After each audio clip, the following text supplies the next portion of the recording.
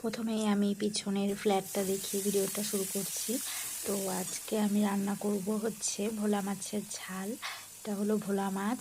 ভোলা মাছ খেতে কে কে পছন্দ করেন। আর এটা হচ্ছে বড় মাছ। বড় মাছ দিয়ে বেগুন টমেটো দিয়ে একটা তরকারি বানাবো আর ভোলা মাছের ঝাল।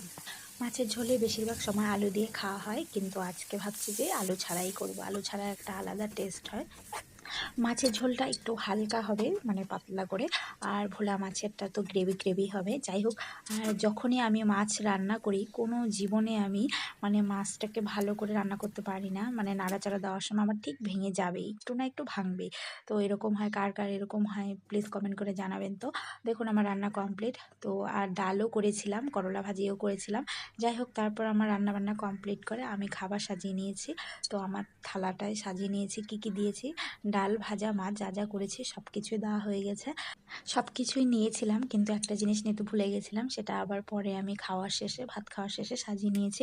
মানে দই নিতে ভুলে গেছিলাম। তারপর খাবার শেষে আবার দুজনের দইটা সাজিয়ে আর ওখানে চিনি আর নুন দিয়ে মানে রেডি করে নিচ্ছিলাম। এই ছিল আমাদের আজকের ভিডিও।